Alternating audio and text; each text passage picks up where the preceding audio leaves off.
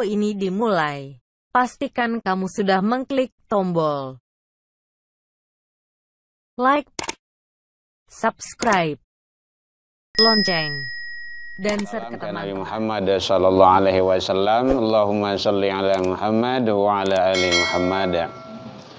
Yang sama kita hormati Ibu Kepala Sekolah, Wakil Kepala, Bapak Ibu Majelis Guru, Bapak Ibu para pembina, anak-anak didik kita, keluarga besar, SMP Negeri 18 Kota Padang.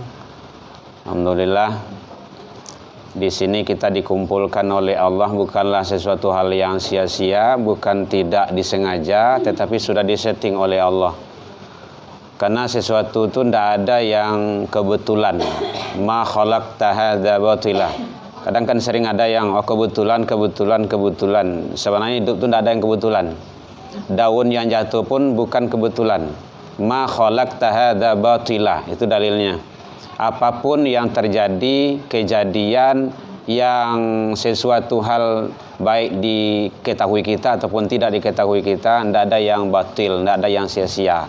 Punya nilai dan makna di sisi Allah Subhanahu wa taala. Kadang mungkin kita belum bisa mengambil dan memetik hikmah di balik itu.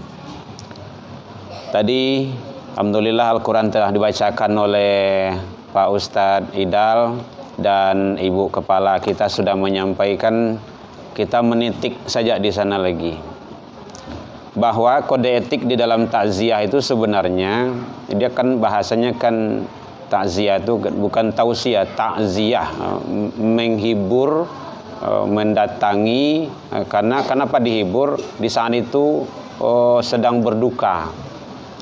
Kalau di dalam sunnahnya 3 hari.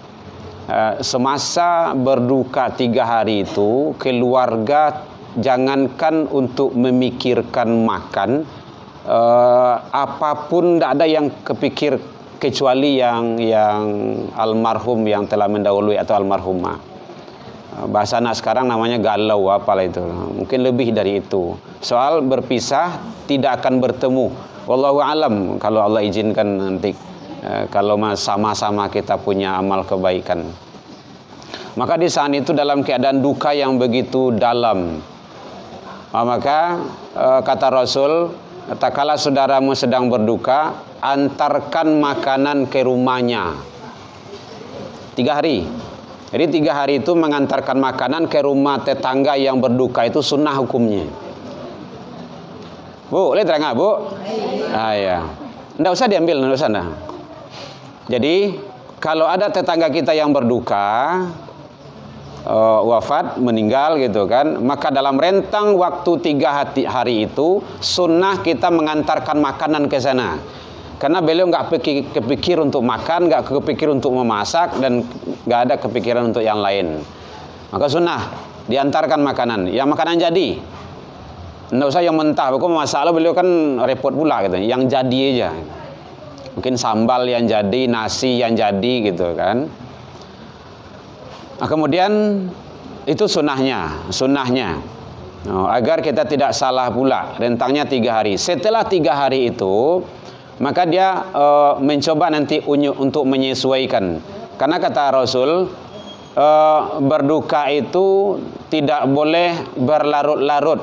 Ya biasanya yang kesedihan berlebihan itu kan ibu-ibu. Yang agak lemah itu, agak paibuati itu kan ibu-ibu gitu kan. Maka kalau ada meninggal itu, kalau ada yang meratap, ada yang berlebihan, itu dilarang. La'ana Rasulullah sallallahu alaihi wasallam, Rasul melaknat perempuan yang meratap dan yang mendengar ratapan. Nah, semasa kegiatan berduka itu jangan itu terjadi. Setelah itu nanti lambat laun dia akan bisa menyesuaikan. Maka di sana tadi dibacakan oleh ustaz kita ada musibah itu bagaimana kita sikapi dengan sabar. Sabar dalam konsepnya adalah mampu mengendalikan diri, itu yang sabar. Baik dari yang kita senangi, belum titik sana tadi itu, walaupun dari yang tidak kita senangi. Yang tidak kita senangi ya kecelakaan, jatuh, meninggal, ataupun hilang dan segala macamnya. Kan tidak senang kita itu. Sabar kita. Dari yang kita senangi, ya tambah anak, naik pangkat, jabatan, tambah rezeki, tambah istri kalau ada ya. Kalau ada, mana tahu kan? Itu bagaimana kita sabar menyikapi itu, mampu mengendalikan diri, itu yang sabar. Kadang kita mampu mengendalikan diri kita dari hal yang tidak kita senangi, dari kecelakaan, dari meninggal, dari ini segala macam. Tapi dari yang kita senangi, kita tidak mampu. Setelah itu kita berpoya-poya, kita banyak berbuat mubazir, tidak mensyukuri nikmat Allah. Itu bahagian dari tidak mampu dalam sabar tersebut. Jadi oleh sebab itu, sekarang keluarga kita sedang berduka. Kece ibu kepala kita tadi mencalian mukunan sabak hati nenrusuh, karena ini adalah datang dari Allah, kita kembalikan kepada Allah. Itu hakikat dari innalillah wa inna ilaihi rajiun. Hati-hati ya ibu ya. Kadang ada yang sering salah sana tuh. Pengumuman di masaji aja salah tuh. Innalillahi wa inna ilaihi rajiun, itu salah itu. Iya, ibu berang loh bagai. Tapi yang salahnya kita luruskan. Yang benarnya innalillahi wa inna ilaihi. Itu yang benarnya. Berarti ibu yang benarnya tadi ya. Hati-hati karena jangan sampai salah kita di karena ilaihi itu kepadanya, rujuk, rajiun itu rujuk kembali. Jadi artinya apa? Bahwa hakikat kehidupan, udah kedengaran ya Bu ya. Hakikat kehidupan kita tidak ada yang baqa di alam dunia ini, semuanya fana. Kita akan kembali menghadap kepada Allah seperti yang dialami dan dilalui oleh almarhum atau almarhumah dalam keluarga kita. Jadi oleh sebab itu bagaimana kita sikapi dengan sebaik-baiknya agar kita tetap menjadi hamba yang taat kepada Allah Subhanahu wa taala. Jadi itu siklus sedikit tentang masalah musibah dan masalah aturan dan tata cara bertakziah. Bagaimana kalau seandainya ada yang berduka, sunnahnya itu mengantarkan makanan. Nah, karena ibu kepala tadi sudah menyampaikan, kita meluruskan saja lagi. Nah, kalau dibuka di ibu kepala itu, karena nanti itu ada memang kalau yang punya niat untuk bersedekah, mungkin keluarga ingin sedekah, kan ada juga yang menyampaikan itu, kami ingin sedekah dengan cara yang seperti ini, kami ingin berbuat dengan cara yang seperti ini. Mungkin jangan di dalam kita saat berduka. Nah, gitu. Adabnya seperti itu. Karena dalam kita berduka itu, yang terpenting itu bagaimana kita untuk selalu banyak berzikir kepada Allah. Karena semua itu adalah kita serahkan kepada Allah atas kejadian-kejadian yang seperti itu. Baik, Ibu, Bapak semuanya, hadirin jamaah takziah rahimakumullah. Yang terakhir juga bicara masalah berkenan masih dalam ruang lingkup kematian atau meninggal itu, ziarah kubur yang sering terabaikan. Rasul melarang ada beberapa hal terhadap kuburan itu. Naha Rasulullah, Rasul melarang satu, yaitunya duduk di atas kuburan. Kalau menjelang puasoko, menjelang Lebaran dan puasoko biasanya cok jarak kubur kok, pemberasian dan segala macamnya. Larang duduk di atas kuburan. Yang kedua, dilarang kencing di atas kuburan. Yang ketiga, menembok kuburan secara mewah-mewahan. Naha Rasulullah itu bahasanya, naha itu dilarang, Rasulullah melarang. Kalau ada bertanya boleh Bu. Bahkan daripada duduk di atas kuburan, dalam kitab Mukhtasar Riyadhus Shalihin Imam Nawawi lebih rancak duduk di atas baru api yang sedang idui. Angin dingin. Nah, kalau enggak coba saya ke rumah. Iduin kompor dua situ. Panas, ya panas. Itu lebih baik duduk di sana ketimbang duduk di atas kuburan. Nyo kalau kadang-kadang kalau lah di kuburan itu tegur rokoknya bantiang lah kau pakai. Panek ya sebenarnya. Mengali kubur tadi. Panek ustaz nomor asian tadi. Nah, itu kan mengawak lah. Maka dalam ceramah, dalam takziah, dalam kajian-kajian di majlis, dalam wirid, disitulah kita bertambah ilmu dan wawasan kita. Jadi ibu-ibu kalau yang dakik dari masjid musola agak rajinlah datang ke surau.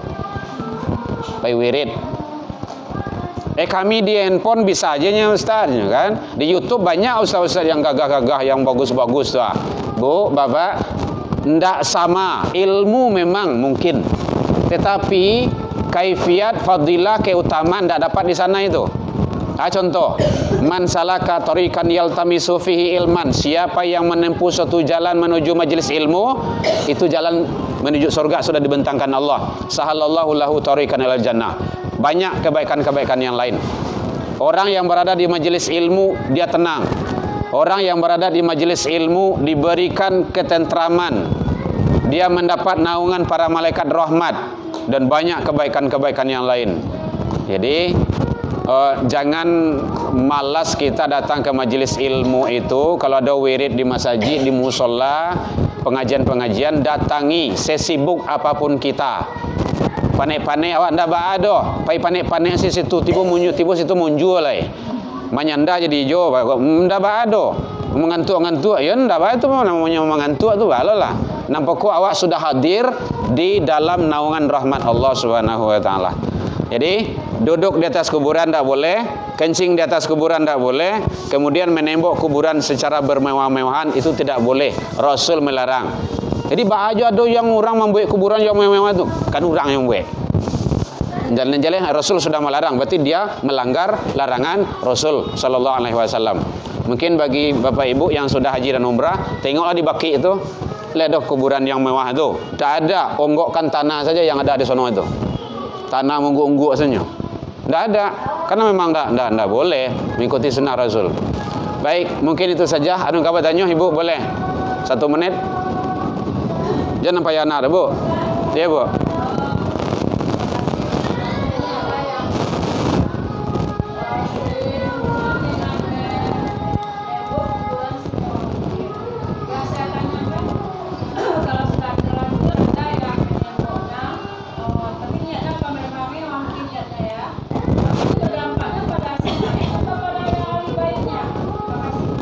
Sudah bu.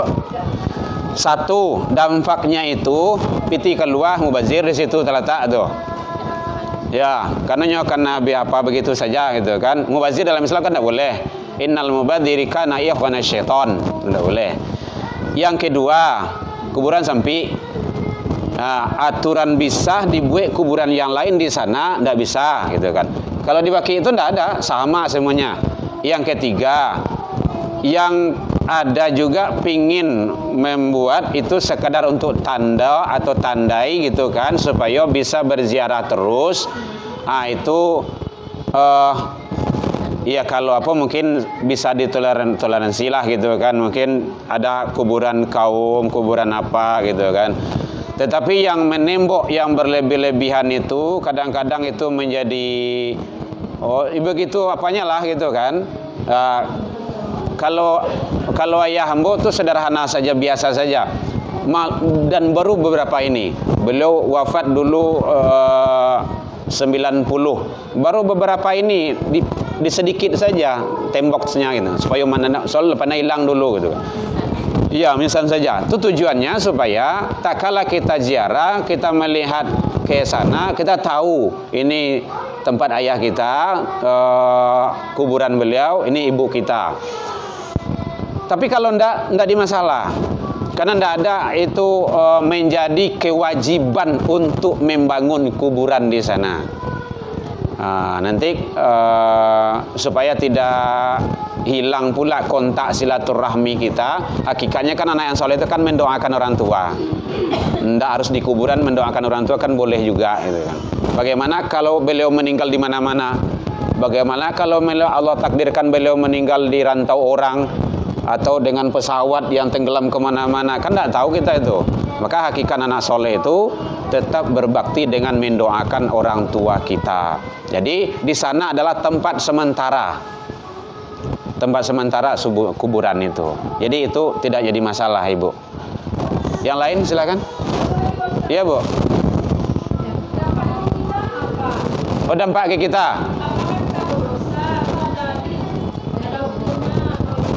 Kalau untuk sekedar menandoi, tidak ada masalah. Tapi kalau sudah berlebihan nanti di luar jalur, itu nanti satu kita melanggar aturan Rasul. Nanjale sunnah Rasul itu, larangan Rasul itu lawak lenggah dah. Karena bahasa di sana naha Rasulullah sallallahu alaihi wasallam. Rasulullah sallallahu alaihi wasallam melarang, yaitunya menembok kuburan, duduk di atas kuburan dan kencing atas kuburan. Berarti kalau awak lakukan itu, berarti larangan Rasul yang kita langgar. Bebannya tentu dosanya bagi kita yang melakukan. Nah, gitu. Kita yang melakukan.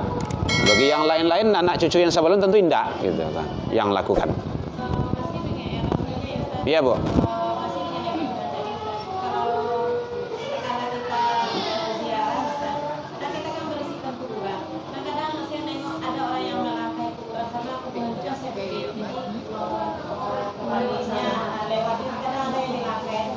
Baik, terima kasih Ibu. Simpel saja. Satu, ziarah kubur pakai adabnya. Ambo kalau masuk ke rumah Ibu tidak beradab, baik kira-kira. Langsung sama ke dapur. Atau tidak punya adab lah etika gitu kan. Etika dan adab ziarah kubur, satu, baca salam. Assalamualaikum ya ahlad diyar. Assalamualaikum ya ahlal kubur. Itu belum sempurna itu. Yaghfirullahu lana walakum. Itu lanjutannya. Semoga Allah mengampuni kami juga kamu. Kamu itu siapa yang ada di sana? Dia ada itu. Itu tadi sudah disampaikan oleh ustaz kita. Wala taqulu liman yuqtalu fi sabilillahi amwat. Janganlah kamu mengatakan orang yang mati, orang yang meninggal, orang yang gugur pada jalan Allah itu mati. Bal ahya, tetapi hidup. Beliau hidup. Yang meninggal kemarin hidup. Pahami Bu ya? Kehidupan beliau tentu berbeda dengan kehidupan kita. Kehidupan kita, ruh masih di alam jasad, itu kajian tauhid. Kehidupan beliau, ruh sudah keluar dari alam jasad. Maka beliau tidak dimakan ruang dengan waktu. Beliau tidak ada tempat. Kemana saja bisa melalang buana. Samu jawab mimpi tengah malam. Kan bisa ke Makkah, bisa pulang kampung. Tapi awak di situ lalu tuh bisa ke Makkah. Jadi artinya apa? Bahwa beliau itu hidup, mendengar, melihat dan tahu apa yang dilakukan. Maka baca doa itu. Kemudian yang ketiganya, antum salafuna wa nahnu bil asar. Engkau mendahului kami, kami akan mengikutinya. Itu doanya. Adab ziarah kubur. Kemudian kalau membarasian awak atau awak tidak tahu, talongkahanlah kuburan tuh, tidak ada masalah. Kalau tidak tahu kan kalam Allah itu kan diangkat. Atau kalau memang tahu, wah, udah hindarkan saja. Tapi kalau tujuan awak kuburan kau gadang, wah, ingin membarasian, ada bari mau cek kuburan tuh, karena mungkin menjangkau dari jauh, doh. Masuk kita ke dalamnya, artinya ke dalam itu merangkak apa kan boleh. Kita tujuan kita untuk memperbaiki, membarasihan, memperbagus, dan untuk bagaimana supaya terang dan tenang gitu kan, yang melihatnya boleh. Karena tujuan kita itu bukan hanya untuk apa-apa gitu kan.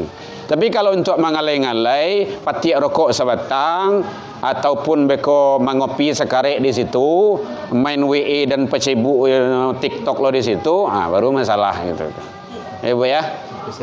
Selfie di situ. Enggak usah lah kuburan itu selfie gitu kan. Ya. Masih ada? Karena kita masalah lagi tuh. Hah? Udah ngaji.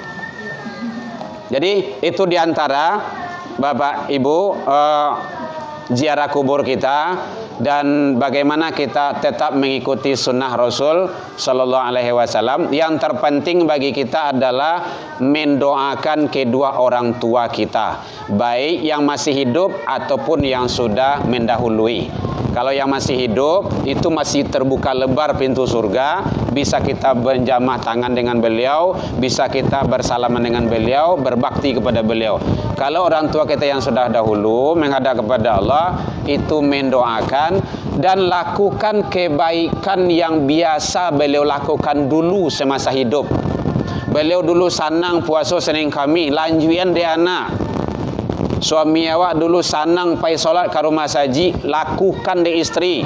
Lanjuan itu berarti itu melanjutkan kebaikan yang dilakukan oleh orang yang terdahulu dari kita, baik suami kita, orang tua kita. Nah, itu yang anak-anak yang soleh itu.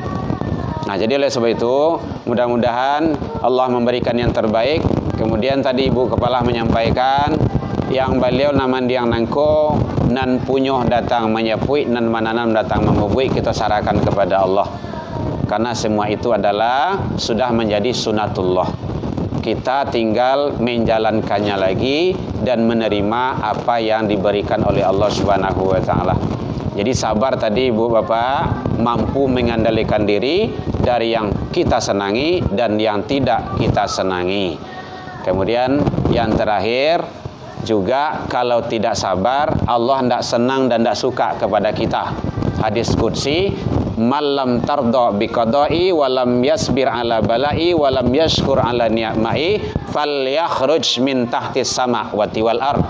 Siapa ndak redo atas qadaku, ujian, siapa yang ndak syukur atas nikmatku, siapa yang ndak sabar atas ujianku, apa kata Allah? Falyakhruj min tahtis sama wati wal ard. Persilakan keluar dari kolong langit dan bumiku. Maka mawa kepai diusia wa de Allah dari langit ibu minggu ke maka baik. Enggak bisa. Kita harus sabar, harus redho, dan harus syukur.